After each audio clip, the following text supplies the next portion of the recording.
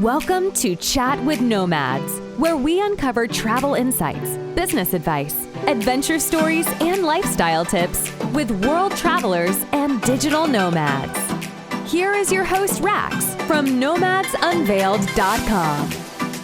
Hi guys, welcome to another episode of Chat with Nomads. Today we have with us Zoe Ashbridge from Road to Frame. Zoe is a freelance writer and a cycling enthusiast who is exploring the world on a bike. Hi Zoe, welcome to the show. Hi, thank you very much. Thanks for having me.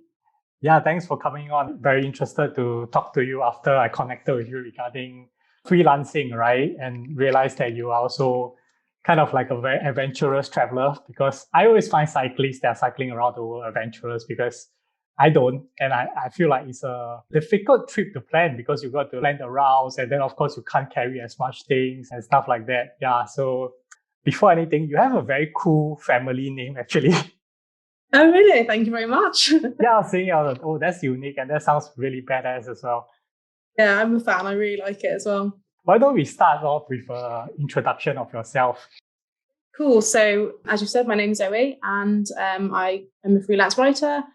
And last year, or even the year before, actually, 2019, I left my house in England and I cycled with my boyfriend to Vietnam, which was 13,000 miles over about a year, which is roughly 20,000 kilometers, something like that. And we were planning to cycle all the way around the world, but obviously the pandemic stopped that from happening. And we were actually, it was, I think, 9 days of a year on the road when we had to just grind everything to a halt and just get the next plane home. Kind of during that time, I had started to explore like remote working. So during my time on the trip, I was just kind of dabbling in writing blog posts for people. And I think remote working never really felt like something that was accessible to me. But I have, of course, learned since that it very much was, and that it's accessible to a lot of other people as well. I was hearing about it and I wasn't quite sure of the timeline of when you guys, or rather you started actually doing remote work, because I know initially the plan for you guys was really to work and save money and then basically quit your jobs and just go cycling around the world, right?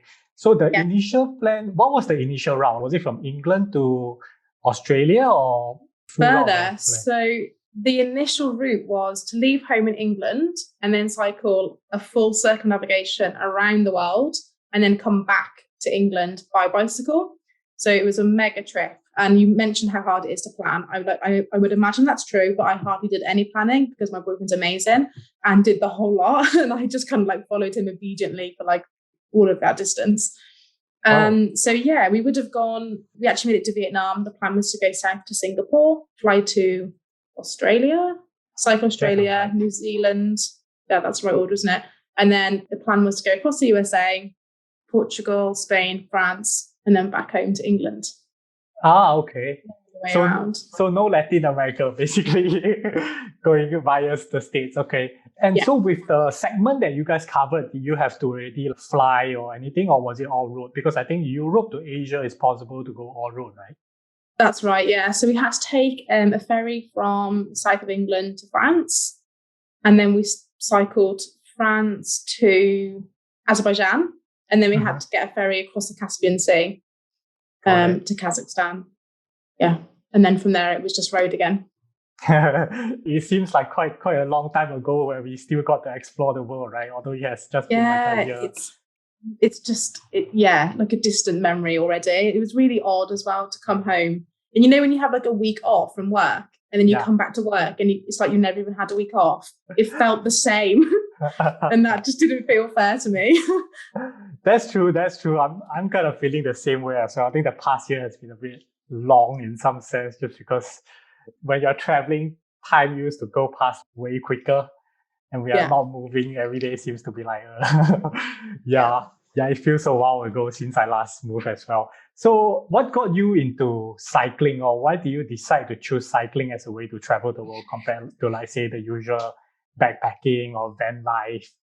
So I always cycled before I met my boyfriend, Stuart. And I just cycled on my own, didn't really know any other cyclists, had maybe one other friend I would go out with occasionally. I've also got a really bad sense of direction. So the fact that I've cycled to Vietnam is quite laughable if you know me very well. I would never be able to do anything like that on my own. And then, so just a fairly keen road cyclist, wasn't ever really particularly fast, but just quite enjoyed getting on my bike and getting outdoors on it. So maybe a few years later, so a few years after I'd been cycling on my own, I was just at work and the people I worked for employed this new developer into the agency. And they did introduce him as this guy who'd cycled the length of the UK. I was like, oh, that's pretty cool. We obviously ended up getting romantically involved. He cycled, obviously. So yeah, he cycled the UK, as I said.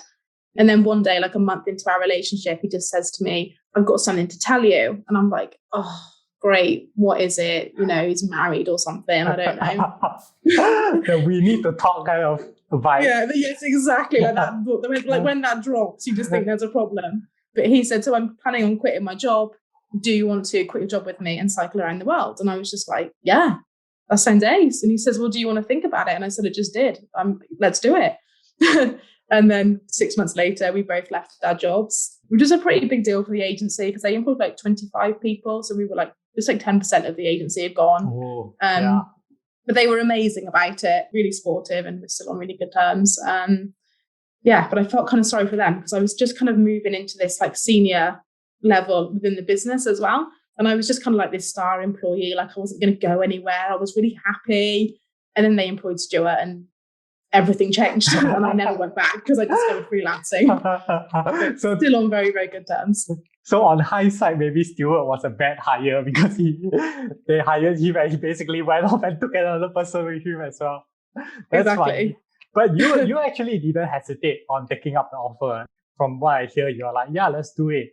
So there is already like an inherent desire to do something like that, right? Because I can imagine it's an adventure for sure.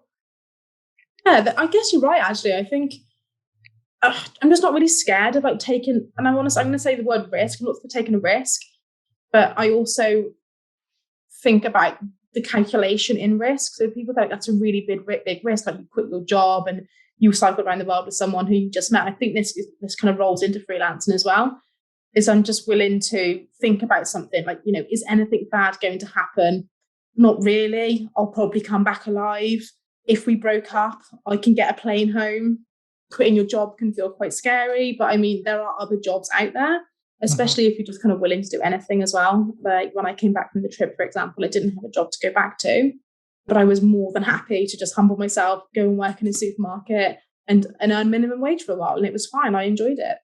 So although it feels risky, I think to me, I'm just thinking it's just going to alter my course of life for a little bit, but I don't see that anything bad's going to happen.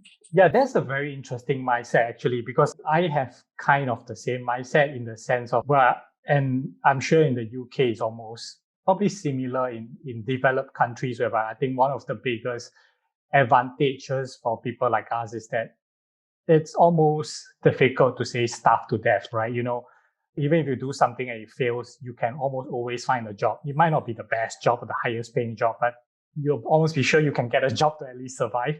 So while there's risk, there is not as super high risk compared to maybe countries where there's high unemployment rate, right? And there's also that thought whereby I never actually got the feeling before whereby people are saying that it's scary to kind of do solo travel or it's scary to travel alone or go somewhere, because I started traveling long-term alone by myself, like it came naturally. So I've never really felt that as well. But apparently that is a thing. Like people do feel a certain uncertainty or fear about this kind of stuff. But you also have the mindset whereby, you know, yeah, let's just try it. And there's no harm.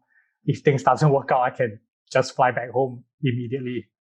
So we were talking about planning for cycling, right? So I saw this post on your blog, basically touching a bit on the planning of the route.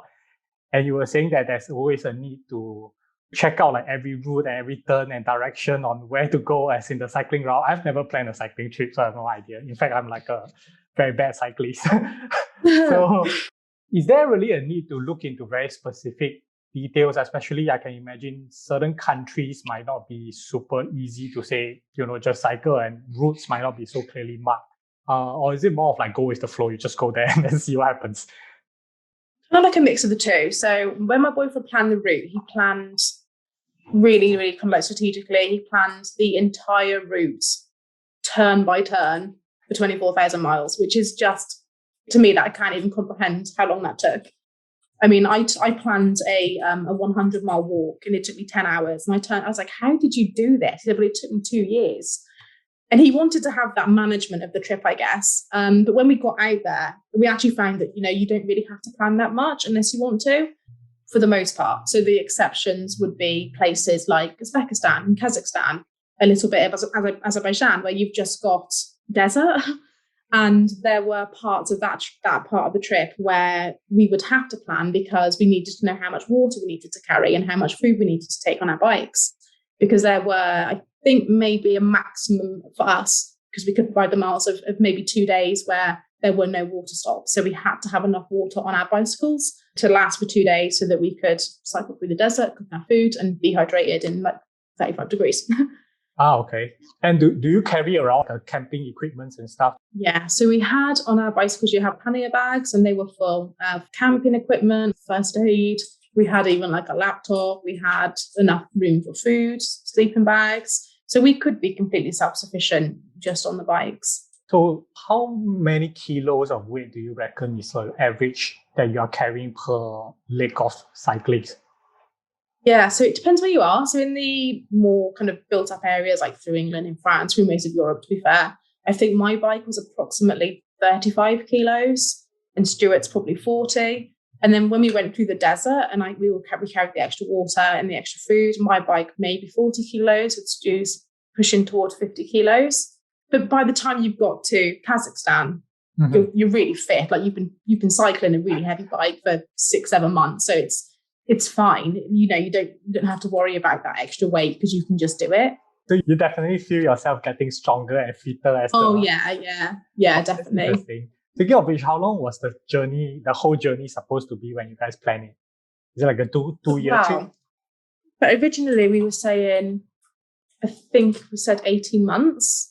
And then when we got from like England to Italy, we were like, this is going to take longer than 18 months. So even within those two countries, we just knew that was a bit ambitious.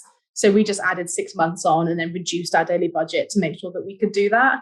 Got it. But is the delay or the extension due to more time taken to cover the route or the mileage that you guys needed to cover? Or was it very selective, intentional stopping at certain places just because you guys like it? Like you reach a certain stop, you realize maybe the plan was to just stay for a day, but you realize, hey, this place is nice, we like it. Let's stick around for 3 days or 4 days. That's so insightful. I can tell that you travel just from like asking that question. It was a mixture of the two, to be honest. So I think we weren't quite making our goal of 65 miles a day, 100 kilometers a day. So that was one reason. But the second reason was we actually booked our accommodation for the first 8 days of the trip, 8 days in advance. And Stu got injured on the way down because we were just too ambitious with the miles and the weight. So we had to take a day off there to like let his ankles that had to heal. And then, yeah, as you say, sometimes when you're in a really nice place and you wanted to stay for 2 days, it was kind of silly not to do it, not to make space for that. And you just never know where you're going to end up, do you, when you're traveling, especially like that as well.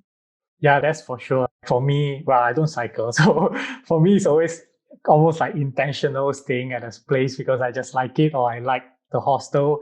Because I was telling a lot of people that to a certain extent, once you have traveled quite extensively, it's usually the people that makes the experience more than just the place.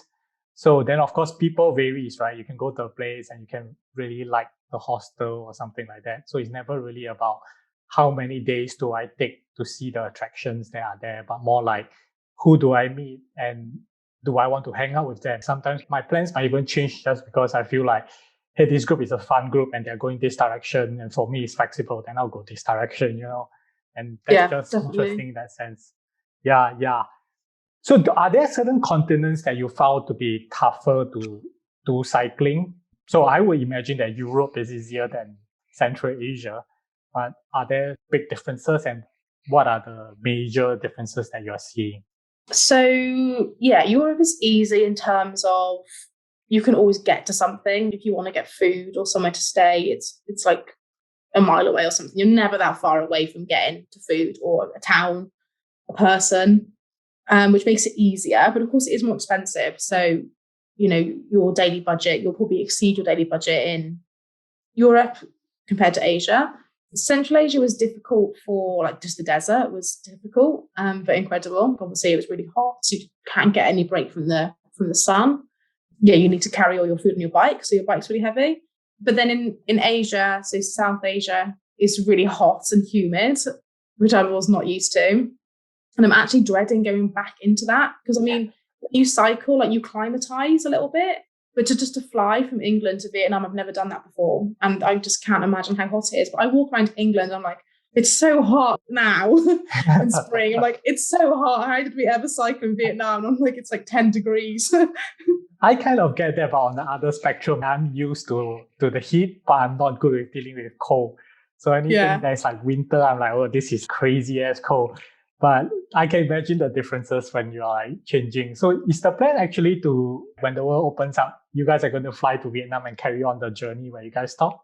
At some point, I don't know when it will be, just because we need countries to be open and we need many of them to be open. And obviously we don't want to fly out there to have to come back. And I'm a little bit worried about like winter and how countries will handle this winter. So I don't know. We're just taking it day by day and just enjoying what we've got now at home and building careers and stuff. So yeah, for sure. I think there's a lot of uncertainty and it's difficult to plan too far ahead. And especially if you guys want to cycle overland, right? I think that is definitely going to be the trickiest. And now might also be difficult just because even if the borders are open, then you got to take, I don't know, PCR tests everywhere. And that's also kind of a hassle if you want to keep going overland. And you were speaking about seasons as well, right? So I reckon you guys had to plan in accordance with the seasons because you don't really want to cycle through winter, right? Yeah, it didn't work out, but we had a plan. And we were so excited that we were never going to see winter again. We were so excited. I said this to my friends, like, I'm going to have summer 2 years. It didn't happen. So we hit China in October, which was the start of their winter. Yeah. Yeah, that's right, October. So we crossed the border into China and it was okay at the beginning. So we were still in, we were like Xinjiang, which is like the desert. So just off Kazakhstan. And then we cycled east and then south. And we were at the point of, we really needed to get south fast because winter was coming in. The roads were icy. And then in China, they don't actually like, so in England, they just de-ice the road. They put down grit and the road and the snow's gone. In China, they don't do that. And what they actually do is they kind of like plow it. So they flatten it. So instead of having like snow, you just got an ice rink all over the road. So we were just like, how do we cycle through this? So there were times where we would be walking, skidding. We were so cold. I was wearing every layer of my clothes, as in 5 layers. And one of them was like a big fat down jacket. And we were freezing cold and we would just stop. We would put our hands into our trousers because like we were so cold. It was like the only place that was warm. Yeah. So we would and that was also like a delay on time as well, because we would literally be sat in hotel rooms just waiting for the snow to fall. So yeah, we had maybe a month of snow and it was through Gansu as well, which was a bit of a shame. This is really beautiful. The snow kind of, I wouldn't say it dampened it. It was hard to enjoy where you were when you're so cold. Yeah, that's true. Actually, that's a good point. I always wonder how cyclists deal with natural elements, right? If, let's say, I think when we talk about winter, it can kind of be planned because it's seasonal, but then there are also times whereby it's just raining like crazy, right? And do you guys cycle through the rain or do you factor certain buffer time to accommodate like bad weather? Yeah, for the 2 hours, we just cycled through the rain, particularly in Slovenia. It was actually really rainy, which was unusual for their season. So people were making jokes like, oh, you come here and you brought out the British weather with you. It's usually beautiful now and really hot. But it was really rained for days on end in Slovenia, just days and days on end. But we cycled through that. So the only time that weather's like a real problem, I think, is when you are in the desert because it's so flat. And if you've got a headwind, when it's flat, you've just got a headwind all day because you're moving in one direction. Yep. But there was a really good app actually called Windy, which I think is actually for surfers originally to gauge how the tide will be or the waves. So we use this Windy app. And if there was a headwind, because it can be really strong in Central Asia, we just didn't go on the bike and just took a hotel and waited for the wind to get better because it's just exhausting to push a bike into a headwind all day. Yeah, that would be really tiring. But do you guys do any training before, specifically for this trip? Like you plan, okay, we need to cycle this amount of miles per day or per week just to get ourselves fit enough to go through this journey? Or was it like you guys are already fit anyway because you are cycling quite regularly, right? We're mostly quite fit anyway, so the base of fitness was good enough. I could have cycled 100 miles, 100 kilometers in a day without any problems anyway. Cycling with weight was completely new. I didn't get much weight training in terms of weight on the bike at all before the trip.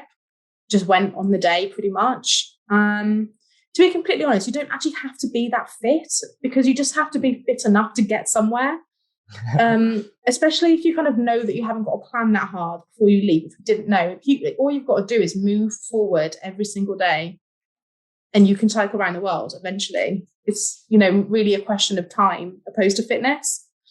That's true. If that makes sense. Yeah.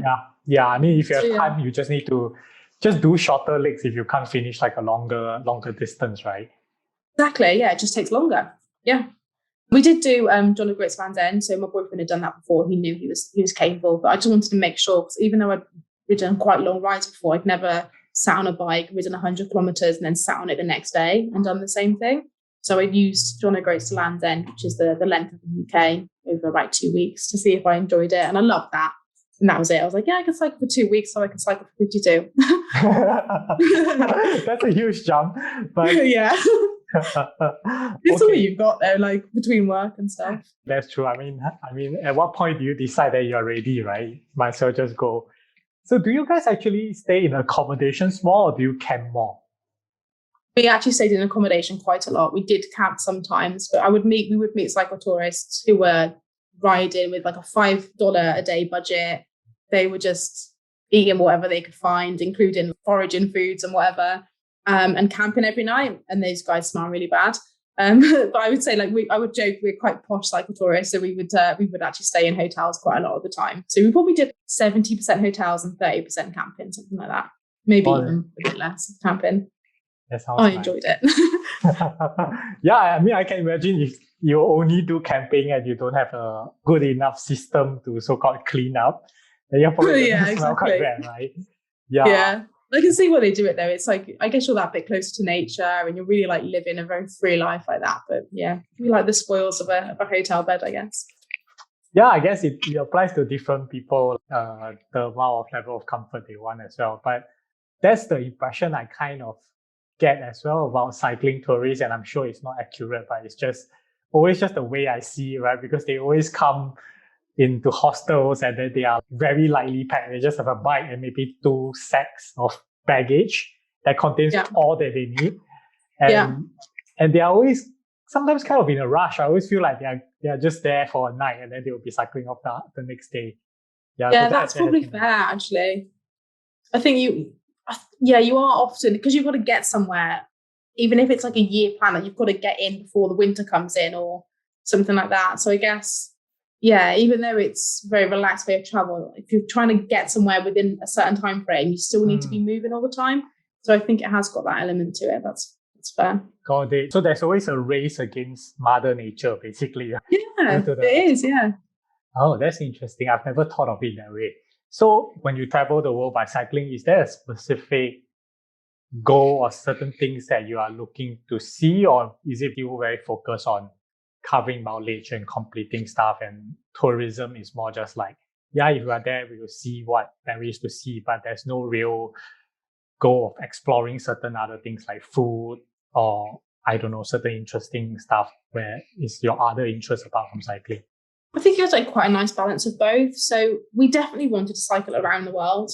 Obviously that didn't happen, but that was really important to us. And it probably was the priority of the trip over everything else, was we are going to cycle like an unbroken circle around the world within 2 years. But I think when you cycle tour, I think your perception on travel changes, because you're not really hitting up the big cities or the places where everyone goes. And I'm not throwing shade at that for the travel, because I think all travel's ace and the big cities and everything are amazing as well. But when you cycle, you just, the journey of getting from A to B is what you're doing, opposed to the destination of the place. And you see places in a way that you wouldn't see them if you just kind of flew out somewhere and landed in the city centre, which has had all the money poured into it. You see all the bits that surround that, and like village life and we were cycling through like Georgia one day, and we just got called into someone's house because there wasn't a hotel where we thought there was, and we ended up staying with them in their home. And just these little interactions that are really special. So I think, like a little bit like what you said, the people make it opposed to the places, I think.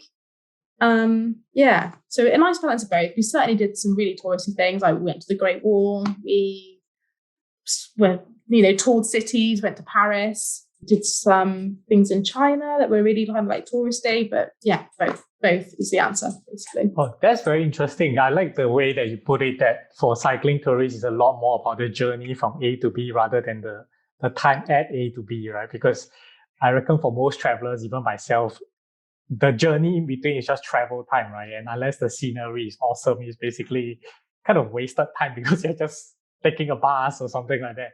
But for cycling, there's so much to see on a bike, like the mountains, and you're just so immersed in nature on a bike. Whereas if you're like traveling by car or bus or train, it's not the same. The travel is kind of this annoying thing that you have to do to get to where you want to be. Yeah, that's a very nice insight, a nice perception to look at it. And I was seeing some of your photos on the blog, and there's a lot of local life that I'm seeing. I mean, it's definitely not the typical tourist traveler photos for sure. It's a lot of interaction with local people and I guess fellow cyclists, if I assume correctly. So that's actually very interesting. I think you get to see a lot of the countryside stuff that most tourists probably wouldn't bother going, right? Yeah, oh, definitely. Yeah, definitely.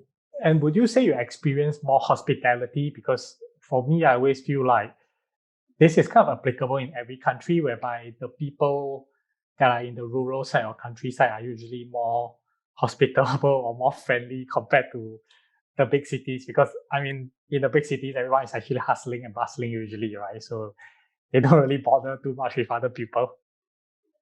So true. And that's pretty much like worldwide, isn't it? That city people tend to be busier and don't really have the time. I don't think they're rude. I just think they don't have the time because they're just, like you said, there's hustle and bustle. They're going somewhere themselves. And this is the smaller towns and the villages. And you get so much of that on a bike. And the hospitality in some places is just amazing.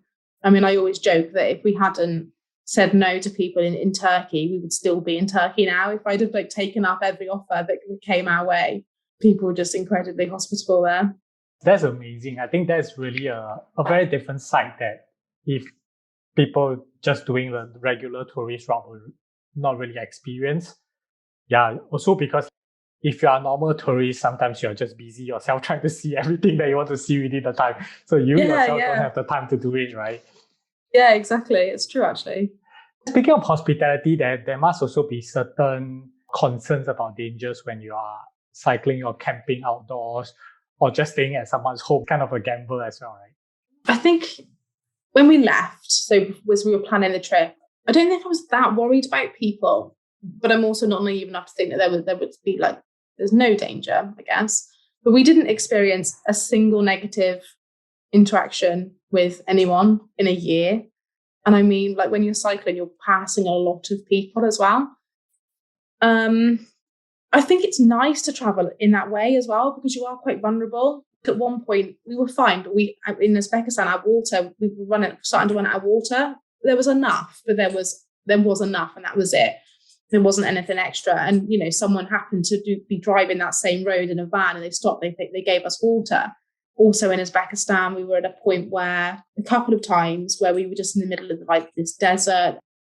And any land in this particular village was just being used for farming land. So we couldn't really go and pitch a tent there. So we just turned up to a random cafe, and I think I asked for a hotel, and he was like, don't get a hotel. Obviously, there's a complete language barrier. Don't get a hotel. Follow me.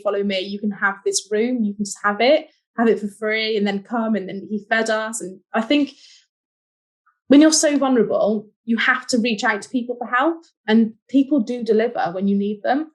And I think people are quite quick to dismiss, and it's usually their own country. People in England are so rude. They're not rude. You don't really need each other. If I need to get food, I'll go and feed myself because my cupboards are there and Tesco's is there. I'm fine. Whereas when you're traveling and you don't have anywhere and you don't know where you are and you need help, you reach out, you can't read a map properly or whatever your problem, people will help you. And I think it kind of restores quite a lot of faith in humanity. And people could be quite quick to think the world's a bad place. Actually, the world's a really great place, and at some point all of us are going to get stung by someone, but that's fine. Like I'll take that 1 in 50 interactions hit because, you know, the other 49 were great. Yeah, that's true. That's true. I think so far, for me, even that definitely I've met bad people with malicious intent, but then most of the people I've met are really genuine and they're always open to helping you with stuff. And sometimes I also think they are very open to seeing foreigners and tourists actually. Definitely. Because, yeah, and some of them are really keen to learn about your culture, depending on where you're from as well. So they always be like, hey, tell me more, and then you can stay here and then we can talk a bit. And those are kind of very interesting interactions whereby, and I think those are also the memories that last. You know what I mean? The interaction with the people are what you kind of remember when you think about the trip. Definitely. And I think also it's such an effort to communicate with someone you don't speak their language. So what we're doing now is completely effortless because we understand each other completely. But when you're in a foreign country, you have to find a certain sort of person that is willing to just look kind of silly and signpost and use their hands to communicate. And I think effort's a wrong word really. It's like an outpouring of love really for another human. But like, I really want to speak to you. This is really difficult, but I'm going to do it anyway. And with all of whatever I can to get what I want to say across without the use of language. And I think that's like really special and quite, you know, we don't do that every day. Yeah, it actually gets, I mean, of course it can get tiring when you have to keep doing it. But I think like at a certain point in time, it's just fun, right? I still remember there was once I was in Israel and I was, wow, yeah. Yeah, I was speaking to a guy and I was trying to ask him where's the train station and he doesn't speak English. So I just went like, where's the choo-choo? Where's the choo-choo? And then he's like, oh, okay. And he laughed like crazy and he told me, yeah, it's there. I was like, it's very interesting on how communications can still happen even without, you know, a common language. I feel like it's so good for you though to do that because like not many adults would do that. That's quite like almost like a childish thing to do, isn't it? But it's what you have to resort to. But I think it's really good for you to kind of like get in touch with that part of yourself that is just kind of silly and the bit that can laugh at yourself and know that you're going to put yourself out there and potentially someone could look at you and be like, what? Like, and then not communicate with you because it could happen. But yeah, I think it's really good. And I think that can be really good for just general life lessons, really. For sure. I think traveling does bring out like the fun side in people, or in me at least. And one of the bigger questions that most people who are preparing to or want to do a cycling trip, because I know a friend who wants to do it, but obviously if you have not done it, it's a bit of an unknown, right? And you have to do a lot of research. What key advice that you can give based off your own journey in terms of you wish that you have brought this certain thing along because you have made life way easier, or certain things that you brought and it's like totally useless and it's just extra weight and those kind of stuff, or in terms of planning? So we actually planned quite well, to be fair. We were ridiculous about it when we planned in that I weighed everything. So I didn't take any clothes based on what I liked or felt good in. I weighed it, and if it was 0.25 grams lighter, it was coming, just to reduce the weight. I know. And I wouldn't do that again. So I would say to people, like, you've got to live in these clothes or whatever it is for a year. So take it if you want it, because you'll be fine with the weight. You will be fine. I mean, people carry incredibly heavy bikes and they're fine, and they take them up mountains and all sorts. You just get fit, and you're not racing either. So I think when your day job is to cycle, so it's all you've got to do. It doesn't matter if it takes you 12 hours. So I would say I wish I'd relaxed about weight just a little bit and taken more. I do feel like part 2 of the trip I'm going to have the opposite problem. So I'm going to take too much.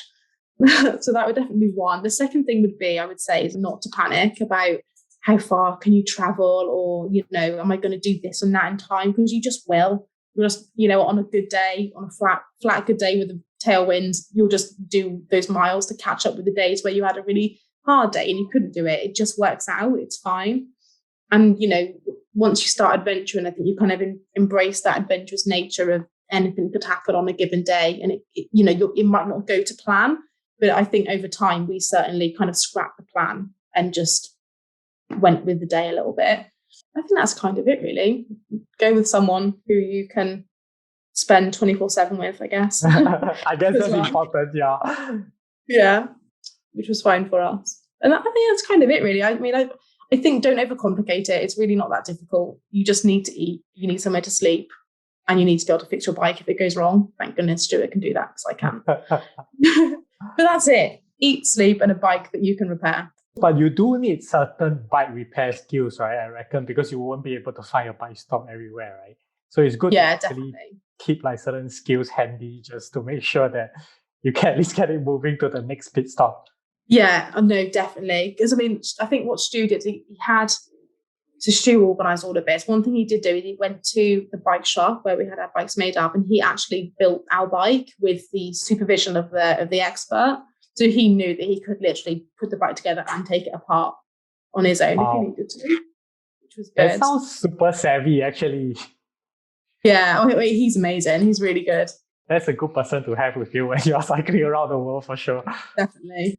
And have you guys faced any stories that are interesting, or what is the most memorable stuff that have happened to you guys along the way? I did read up about the one where you guys got fined in Azerbaijan and delayed the ferry. It's the one that came to my head as soon as you said like a memorable story. I'm like, it's not actually the most positive of stories. It had a positive ending, but it was pretty scary at the time. So Azerbaijan is for British citizens, with British passports, I should say, you have 8 days completely free. So you can, as long as you're in Azerbaijan for 8 days or less, you don't have to do anything. You can just enter the country and leave within 8 days. Mm-hmm. And we had a plan to cycle through Azerbaijan in 5 days. So I'm like, okay, 5 days to cycle, 3 days. If something goes wrong, that's fine. If you stay between 8 days and 30 days, something like that, and this could have changed, so no one should take my word for this. Like, just check if you're going to take this and think it's right now. I don't know. But then when we went, if you're going to be there for more than 8 days, between 8 and 30 days, you can still stay in Azerbaijan. It's fine, but you have to register at hotels. So like I said, we thought we were going to be there for 5 days. 2 weeks later, we were in Baku. So the 5-day plan was all of a sudden, it was like a 14-day plan. We were both really unwell, really, really sick, really poorly. We were so poorly, we were thinking, this might be the end. We might actually have to go home. We had to go to the hospital. It was just a nightmare. Wow. And then luckily we got better. We got some help from the hospital. And then we went to the Caspian Sea. So we were going to cross somewhere near Baku. I can't remember what it's called now. We were going to cross by ferry from Azerbaijan to Kazakhstan.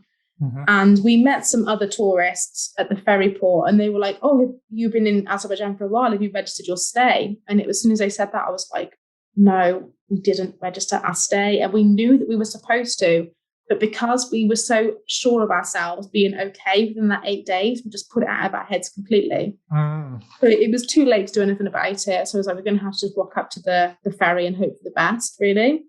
And as soon as we got to the ferry, the guy, he just said the words, I think it was a migration problem. And we were like, oh, this is not good. He took our passports, couldn't speak any English. And we just stood there. We can see the ferry, which also comes like every 4 days or something. It has no schedule. It comes when it comes and it leaves when it leaves. No one knows when.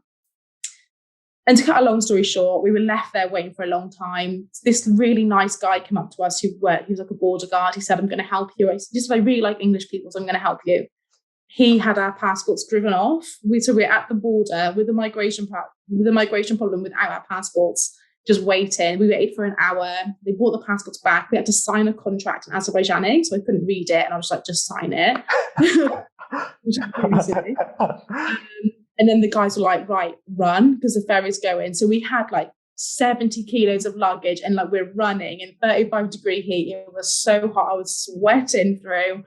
And then we got onto the ferry and everyone's waiting for these two British idiots to get on the ferry. It was awful. It was so embarrassing as well. And we got on. We were incredibly lucky. The border guards helped us out. They solved our problem and we went to Kazakhstan. Wow. So you have no idea what the contract is until today? Well, luckily I had met, so this is like the power of people. We had met someone in Baku who was from Azerbaijan. He had an Airbnb and I actually sent him a message like, can you translate this? And he said, basically it says that we can go back to Azerbaijan, but when we go back, you have to pay the $200 fine, £200 fine, I think it was actually. So so if I go back to Azerbaijan, we both had to pay a fine of £200 each. Also, you didn't have to pay at the time of departure, only if you go back. Yeah. So never go there again. Yeah.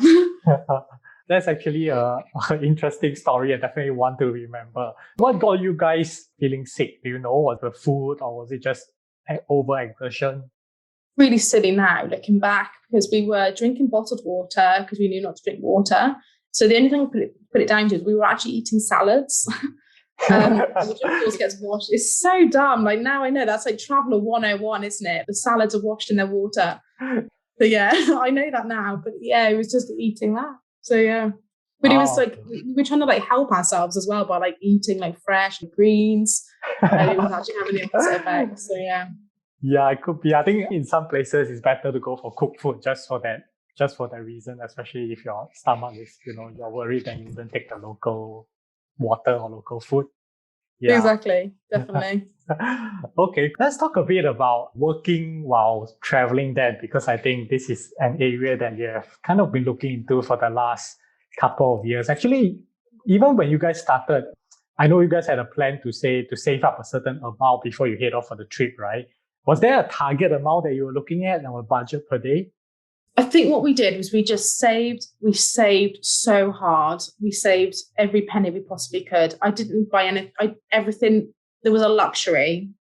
We didn't get it. So we didn't buy new clothes for like weddings or whatever. No, you just wear the same dress, which like for a girl, that felt hard at the start. But it's completely changed my mentality on things like fashion now, because I'm like, I don't need a new dress for every event. Like I look good in that dress, I'm going to wear that one, and I just wear the same thing, and that's stuck with me now as well. So I'm pleased I kind of like broke that cycle, because it's quite vicious actually. So anything like that, just when we ate the cheapest food we could find, so we would go into the supermarket, we would shop at 7 p.m. and buy all the reduced stuff, like even if we hated the meal but it was 50p, but we ate it. So yeah, we saved really, really, really hard.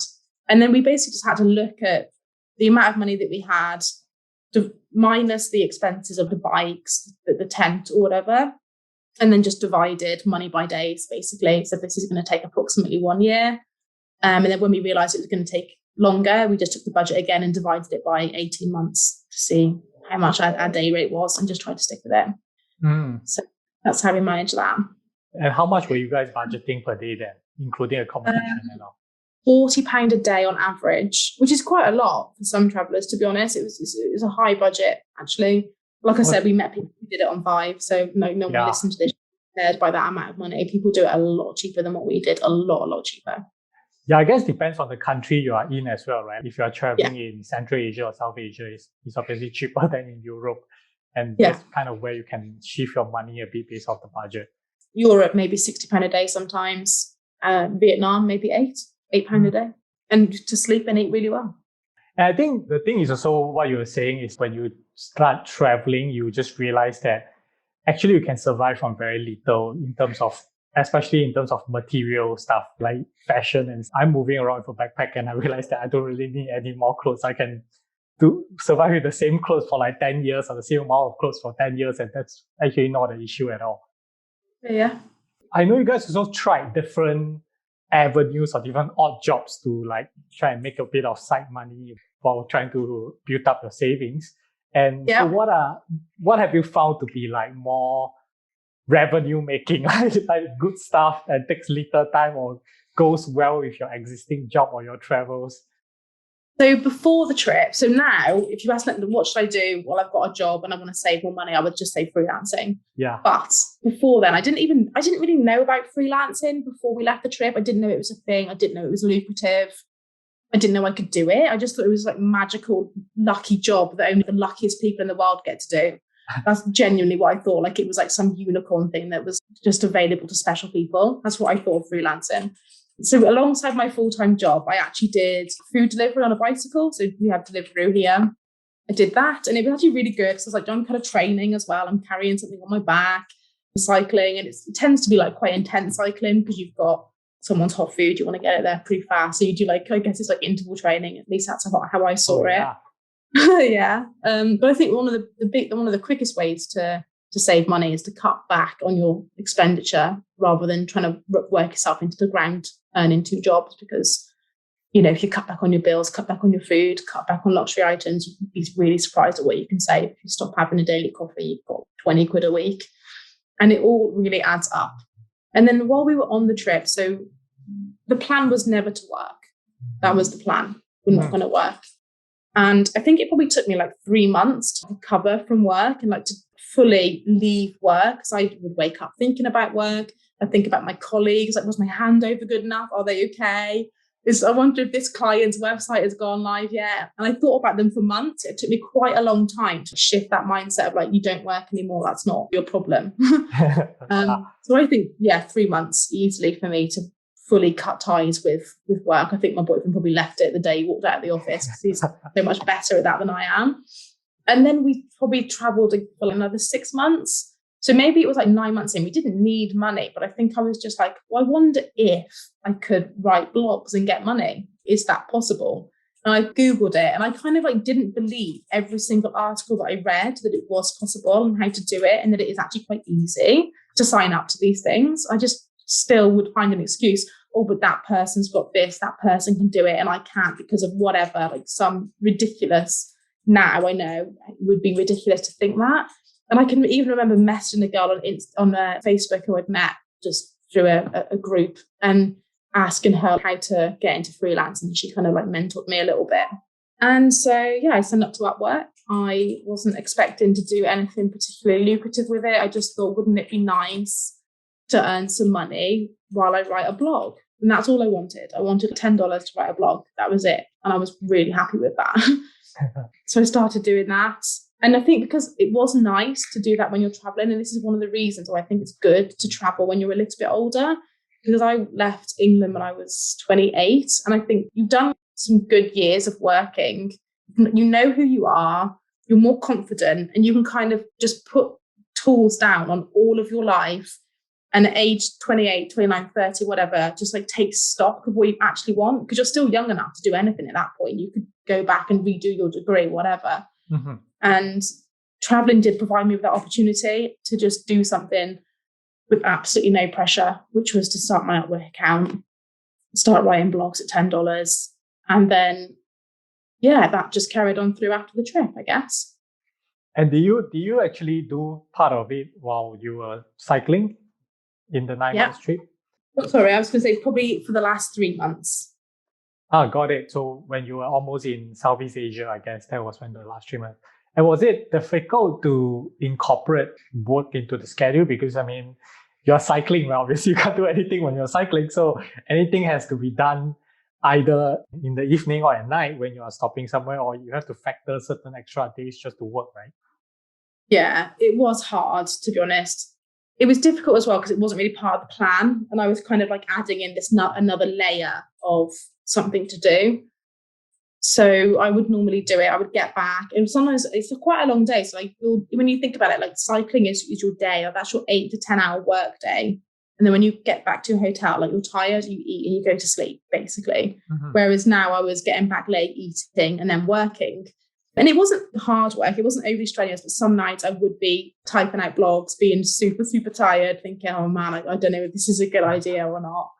Stu didn't want to work, and that was fine. But he didn't work. He kind of stuck to the plan. Like I said, he's really good at that. Stuck to the plan and didn't work. But I'm glad I did it. And I did find I love sales as well. So when I knew that I had a blog to write, I would write with so much more powerfully, so much harder, because I was actually really excited to get back to that hotel and make $10. Yeah, that's nice. That's nice. There's the passion there when you start doing something you like, right? Cool. Yeah, it just felt amazing. I, Zoe Ashbridge, I'm a freelancer. Like as of this moment, like this one blog, I'm officially a freelancer, and it's not some unicorn magical job. It's doable.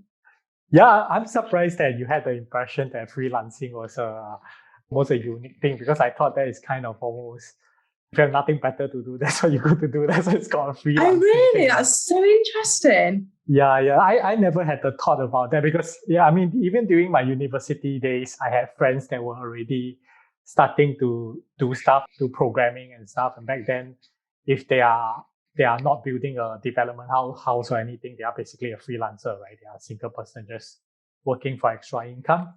So I think the concept over here is quite common, I guess. It's just, are you willing to put in extra work to make money apart from your schoolwork, Yeah. Yeah. That's completely different to what I thought about it. Was internet availability ever an issue? By the time I'd started writing, we were in Vietnam, and internet, it's actually incredible in Vietnam, but I think also we'd come out of China where internet is not so available and websites aren't so available. But yeah, I mean, I wonder if I would think that going back, but coming out of China, the internet in Vietnam felt amazing, and we just looked for hotels with Wi-Fi. You can use like Maps.me and Google Maps to find hostels and hotels that have Wi-Fi, and reviews are so good online now. It's actually not that difficult to plan around that, I don't think at all. It's actually really easy. Yeah, I've always checked. For example, I use booking.com a lot, and I always look at the Wi-Fi. If the rating is below an 8, I will definitely not book. Regardless of how nice it looks, I'm like, the Wi-Fi is shit, so I'm not going to go there. Yeah. But yeah, exactly. Speaking of which, do you guys book your accommodation way in advance, or was it easy to usually just walk in and you always get a slot? Nearly always on the day. You never really know what's going to happen on a bike ride. Whether you're going to get really tired early on, or the weather's going to change, you don't fancy it, or you might have a day where you think, I've got so many miles in me, I'll bike for 6 hours more than I imagined.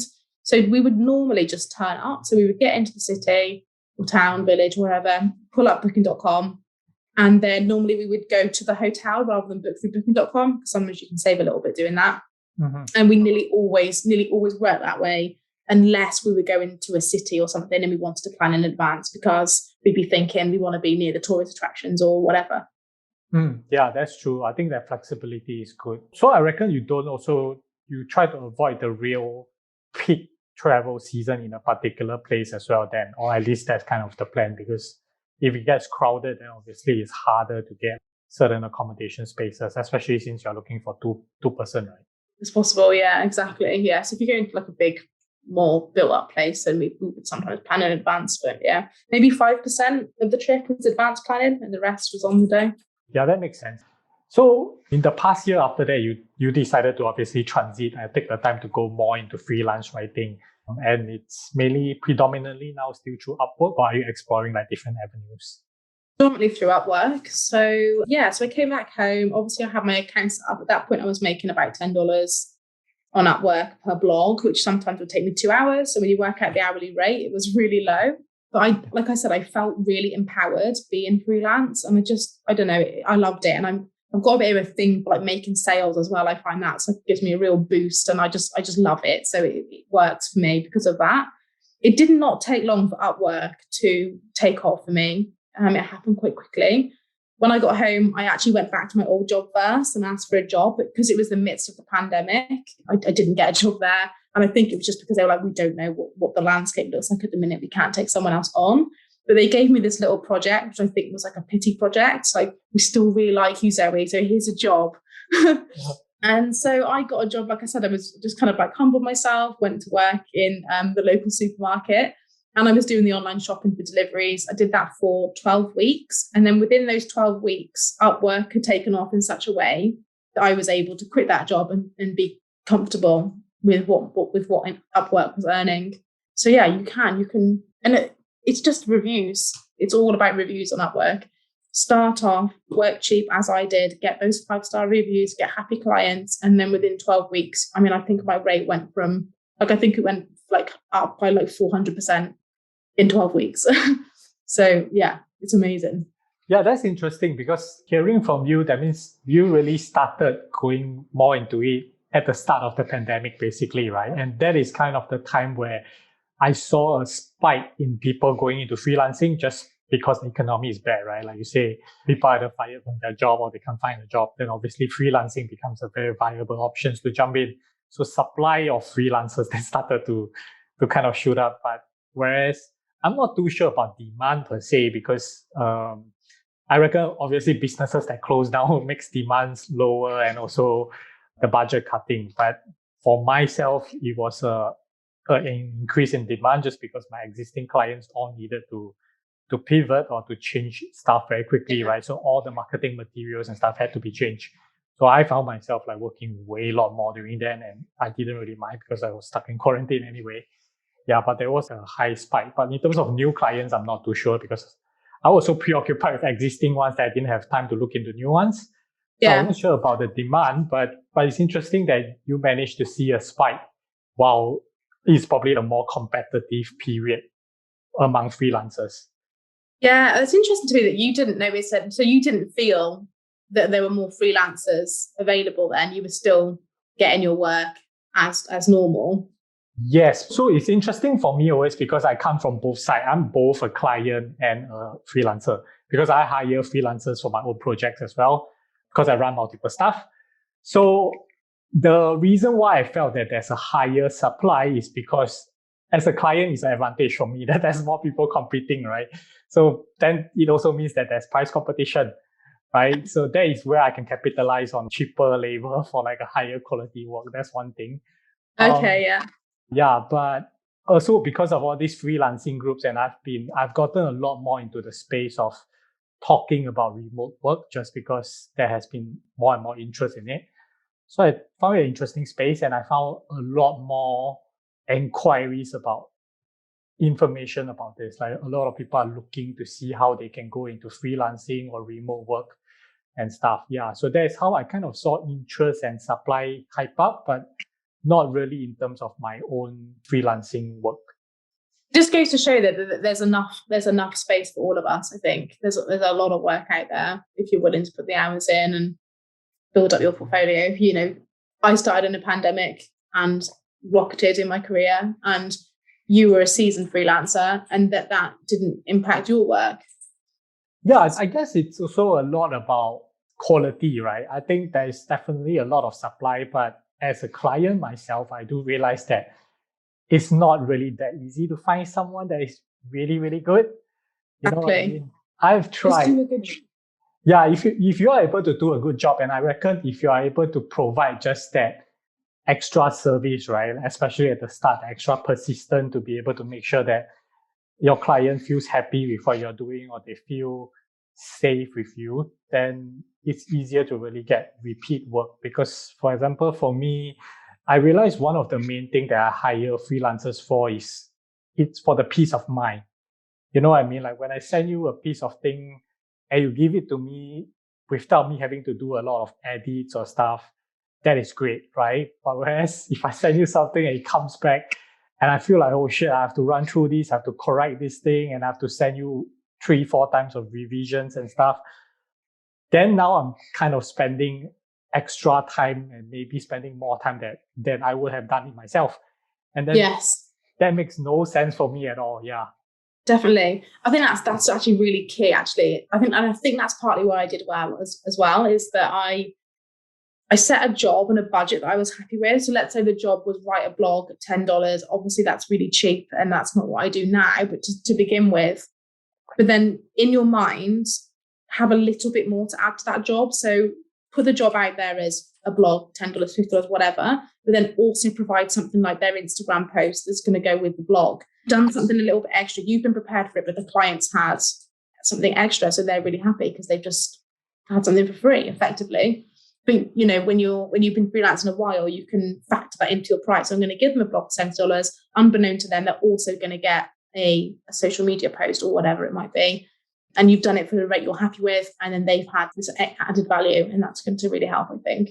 There's just no need to be put off by the amount of freelancing now or like saturation, because like you said, there's a lot of people who don't freelance all that well. It's not that difficult to be part of the top 10% or whatever. I kind of think so. If your work quality does stand out and you have experience in it, it definitely shows. But I think another criticism that a lot of people have with freelancing on the freelancer side, or people that have tried it, has always been the concern about price competition, because obviously you're competing with a lot of freelancers that are coming from developing countries per se, and they are willing to take a lower rate because the cost of living might not be as high from where they are at. So in terms of that, how do you see this? I'm not worried about it at all, to be honest. I really do think there's enough space for everyone. And I think it's just about like thinking about your target client. So my target client doesn't want to work with someone. They want to work with a native English speaker, maybe, which is what I am. And like someone from a developing country probably can't provide that. So I'm not worried, because what they can provide is something that I can't provide. So they can have their share of the clients that actually I don't want to work with. So I don't want to be paid $10 for a blog anymore. And I'll have the ones that will pay me like $70 for the blog or whatever. And I just think there's enough work out there. There really is. And I'm completely unfazed by it. It's fine. I'm happy to see everyone and anyone having a go at freelancing. Nice. So apart from what you were saying, basically starting at a lower rate to be able to collate reviews and also looking at niches that you are good in and targeting those, what are other tips that you have if someone wants to start, doing freelancing? So I would say, definitely low rate. Niching out is really good. So when you're on a freelancing platform, you need to niche out because you need to ask yourself, can I truly, and you really need to ask yourself, can I truly provide the best piece of work, or is there going to be someone better than me? So for example, I would never apply for technical writing or medical writing because I know out there is someone better than me at that. But if it was travel writing, I think I could really stand out against the people that apply. Doesn't mean I'll get it, but I've probably got a good chance. Or, if it's writing about bicycles, in fact, that was my first ever blog, was a blog about bicycles, because I'm riding a bicycle right now to Vietnam. The guy was actually in Thailand, I think, or Vietnam. It was one of those. So it was perfect. Why would I not have got that job? Niching out is really important. I think what some people do on freelancing platforms is they kind of scattergun their profiles of their job proposals and they just apply for everything. So on Upwork, you apply for a job and in 5 they come to you. I would say just don't do that. Just conserve your energy a little bit. And I think that kind of protects you from getting demoralized, because anyone who's ever had to apply for any job will know that applying for a job is really hard and demoralizing, and it's a full-time job in itself. And it takes a while to land that first contract. But if you're not going too wild, if you're not spending all of your days applying to jobs that you really are not going to get, and you just are quite fussy in the ones you apply for, you've got that mental resilience and you can handle the rejection a bit better as well, I think. On Upwork, you can vet your client.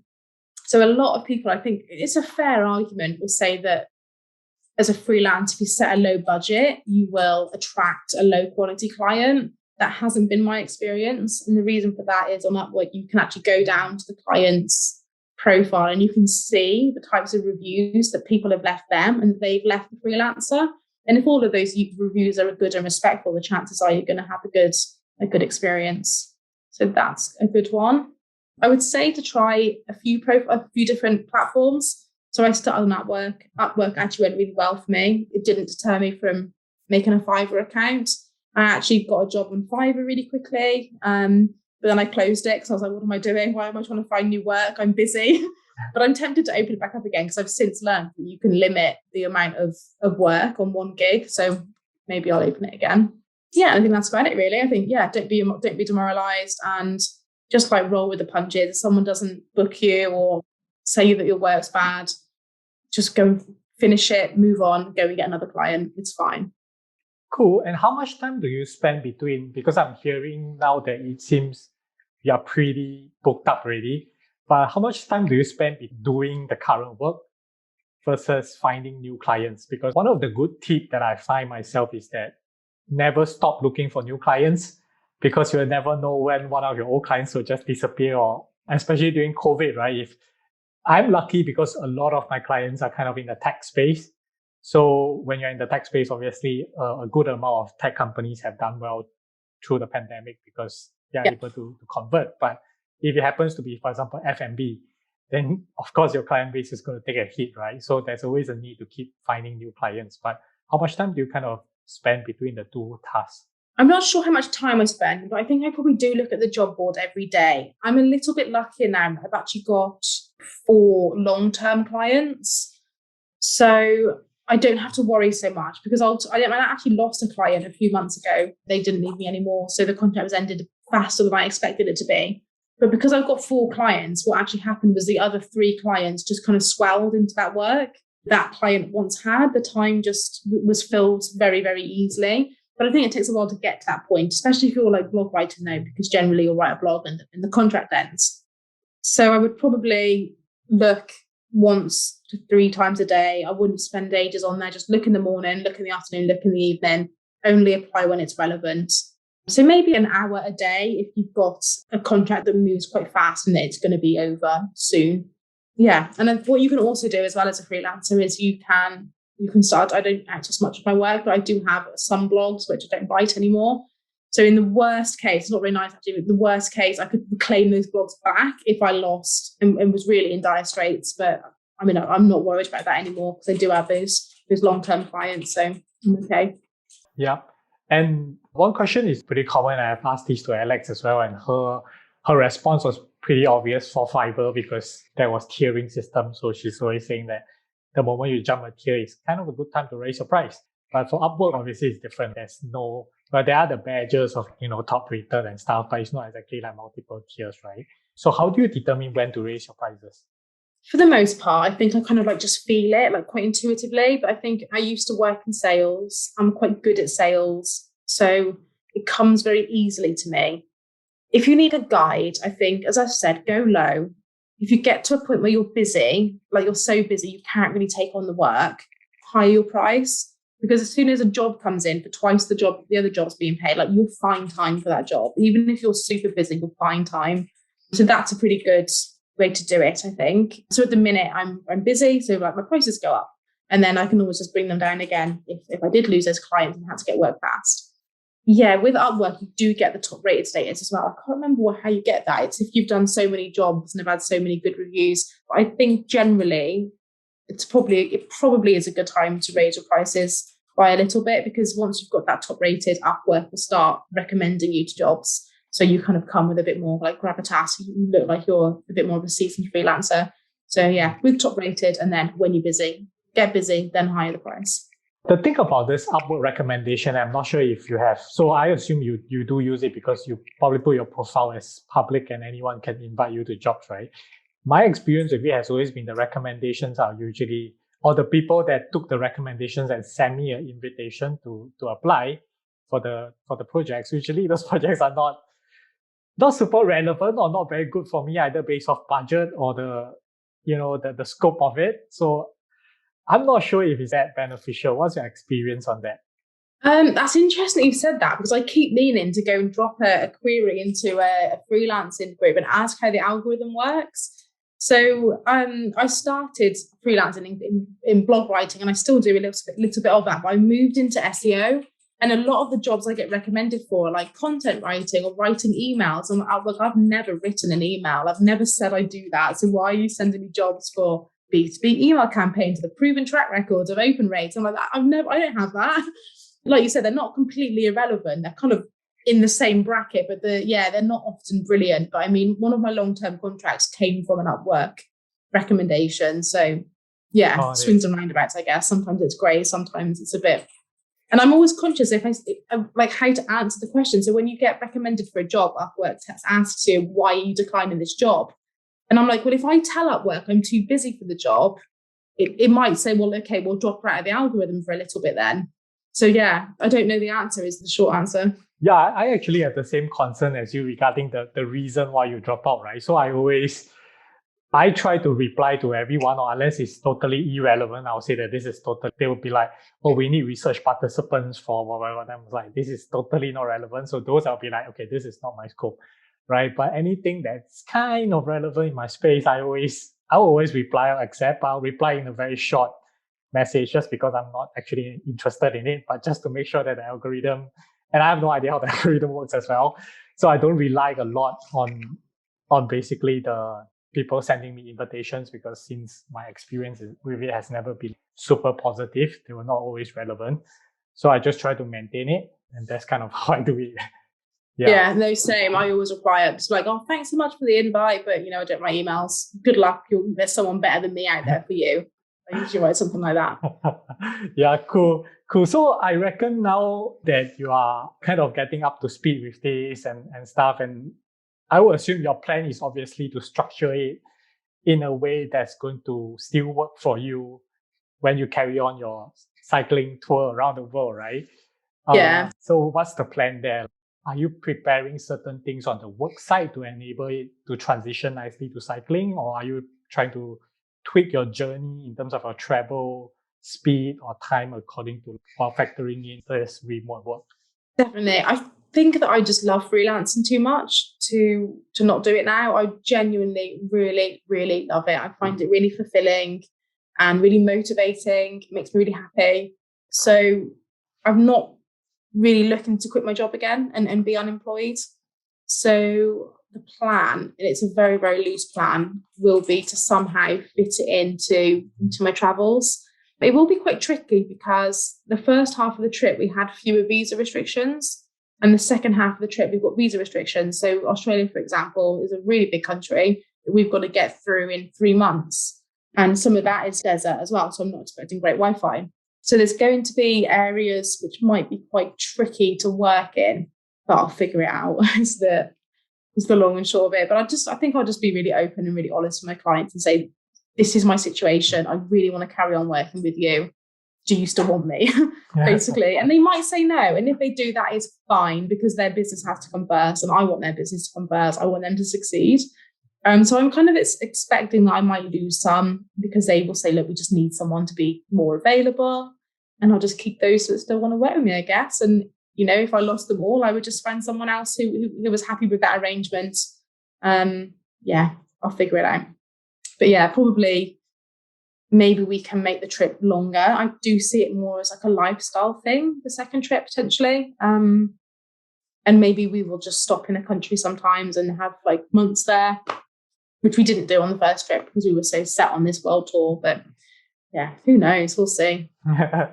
Yeah, that's interesting thing. I definitely look forward to catching up with you again when you start doing that and see how the journey goes. Yeah. Yeah. And I'll tell you that I couldn't cope and I had to stop. No, I'm sure you'll find a way. It's like you say, I think you never know, right? Your world tour can just become a more nomadic, slow cycling life where I stick around for a few months in some places. There's always a way to kind of get around it. Especially, I think the main difference is now that your perspective of it is changing, because the world tour was more like a 2-year thing, right? The idea was, let's go for 2 years and then we'll come back and then we'll figure life out. But now obviously you have something figured out. It suddenly becomes like, there's no time limit to this thing. It could, like you say, be a lifestyle and a lifelong thing that you want to do for the next 10 years or 5 years. You never know. Yeah, exactly. And I didn't see that coming when we left for the trip either. Yeah, life changes quickly. All right. Thanks, Zoe, for coming on today. Pleasure. Thank you for having me. Yeah, and I will drop your links to the blog that you and Stuart have, basically, and maybe your LinkedIn profile for anyone that wants to look for a travel writer. Why don't you give us a brief intro about what you're actually doing or what services that you're offering? Okay, so the main services now, so I actually did transition a little bit from content writer because I had the digital marketing background. I found it quite hard just to write content without that kind of SEO slant. So I developed quite quickly into SEO consultancy. So I work with B2C and B2B businesses, helping them create content and a content architecture strategy that will help them rank on Google. That's predominantly what I'm doing these days. Sounds good. Actually, it's definitely shifting in the right direction, I would say, because SEO and content kind of tying in really tightly. And I think it will get even closer, the relationship between that too. All right, cool. Thank you so much for coming on today. Thank you for listening to Chat with Nomads. Please remember to subscribe and leave a review wherever you listen to your podcasts. And be sure to share with your friends. Also, we'd love to know what topics you'd like to hear more about. To stay updated on the latest, join us on our mailing list at chatwithnomads.com. You can also find more travel and nomading tips at Nomads Unveiled. That's NOMADSUNVEILED.com. Start living your dreams today. We'll catch you in the next episode.